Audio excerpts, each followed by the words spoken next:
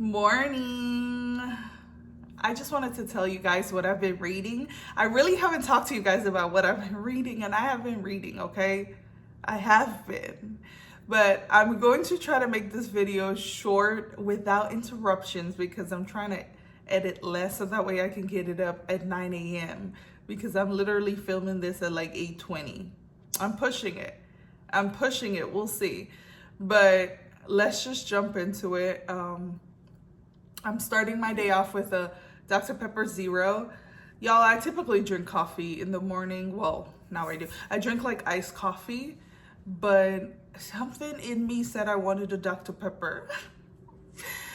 And I don't fight with my cravings, okay? I don't, because if I'm craving it, that means there's something in there that my body needs. And I know that. It's not necessarily the Dr. Pepper, but I'm not gonna try to figure out what it is that my body needs.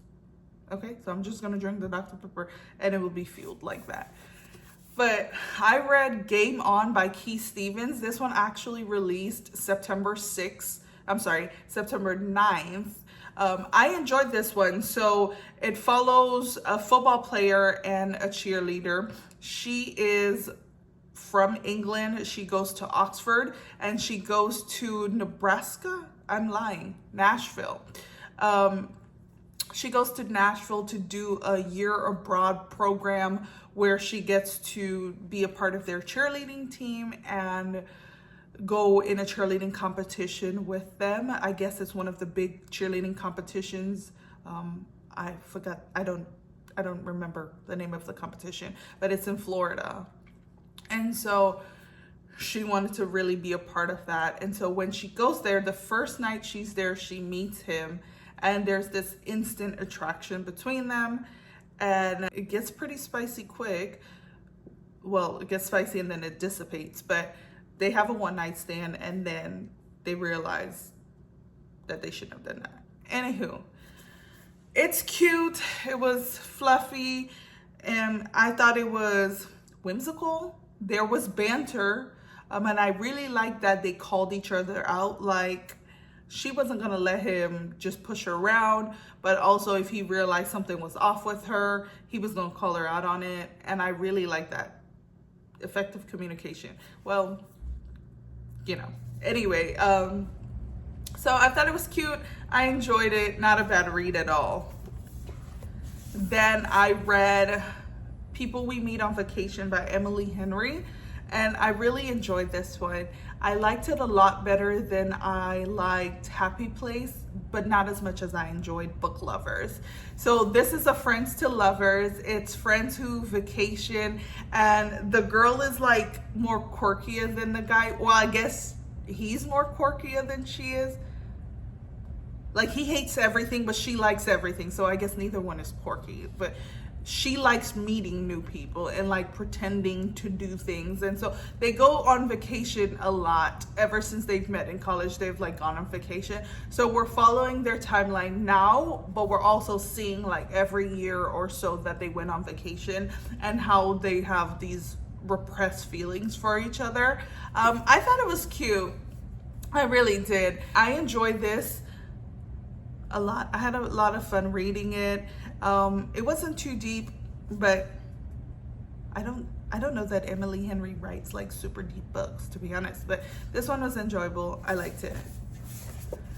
I read My Darkest Prayer by S.A. Cosby, and I enjoyed this one as well. That's the theme for this month. Okay. But this one follows a retired detective. Is he retired or did he just stop? I don't remember, but he no longer works for the police department, but he is now a mortician, or not necessarily a mortician. I don't think he calls himself a mortician. He works at a funeral home. I'm not sure what the requirements are to become a mortician, but he works at a funeral home with his cousin. And one of the ladies at the church asked him if he could look into the pastor's death.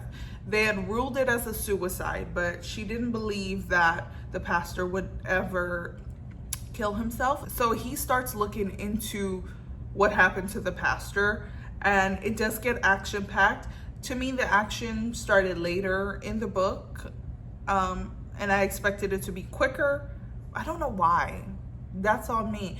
But overall, I really enjoyed the book. I almost wish he was like connected to the pastor somehow, like personally. I wish he knew the pastor, liked the pastor, like went to the church. Neither one of those things were true.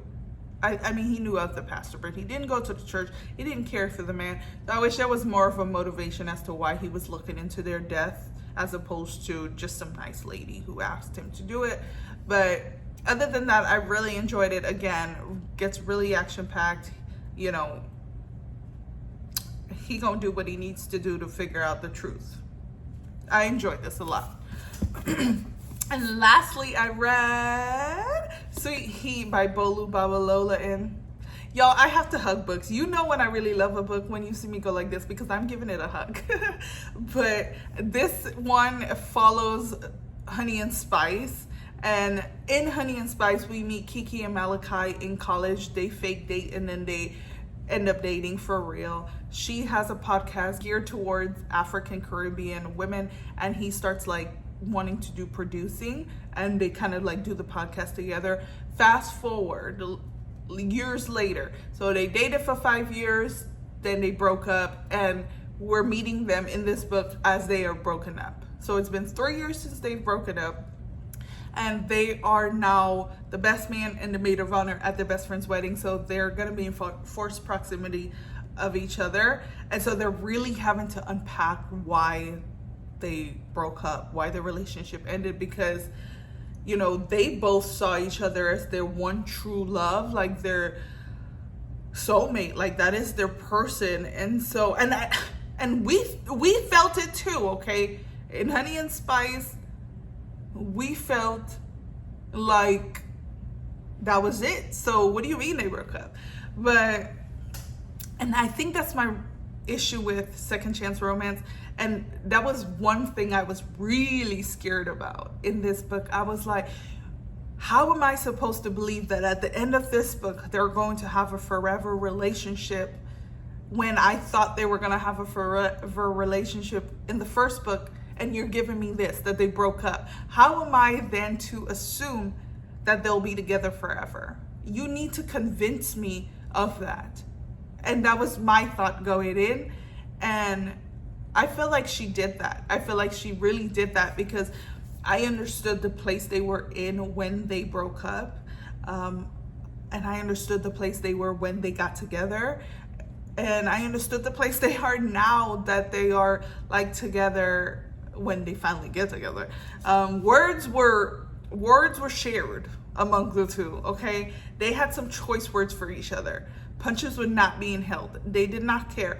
But it was so good. And honestly, through the tension and the banter between them, you could really like sense the love. Like there was some hatred in the words, or at least they tried to make it appear as hatred, but it was so much love in what they said to each other, and so much love in the way they carried themselves around each other.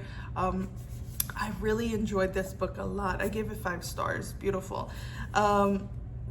Another hug for it. But Bolu did an amazing job. Because listen, I am not a fan of Second Chance Romance, but I really love this book. And again, usually when we read Second Chance Romance, I feel like we don't see the beginning, but we saw the beginning in another book, and we see it now. And she really convinced me like they could have a forever now, okay? Now, she give me a third book where they break up again? I'm just kidding. But no, I had a great time reading this. I really love to see them as adults navigate adulthood, navigate that individually, but together. It was beautiful to watch. I really enjoyed this. But yeah, those are some of the books that I've read in September so far. Ignore my hands. I feel like I should have addressed it in the beginning, and I'm sorry, but I dyed my hair yesterday and I forgot to buy gloves at the beauty supply store. Lo and behold, I had gloves at home, okay? But I didn't check until I was done dyeing my hair, and I didn't have to check far. As soon as I opened my drawer, there it was. That's on me. And so now I'm left with monster hands. My daughter saw it today and she said, your hands look like Thing from Wednesday. And I was like, it be your own child.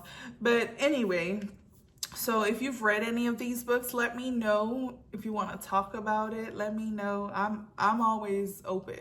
Hell, and if you don't want to talk, if you ever want to talk to me about a book on a personal level and you don't want to do it in the comment section, you can always hit my DMs on Instagram and we can go ham. We can send voice notes, we can send messages back and forth.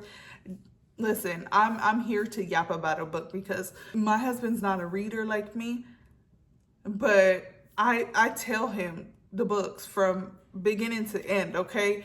Like, it's almost like I'm his audiobook. And so if y'all ever want to yap about books, just let me know. Hit me up. But anyway, as always, thank you guys so much for watching.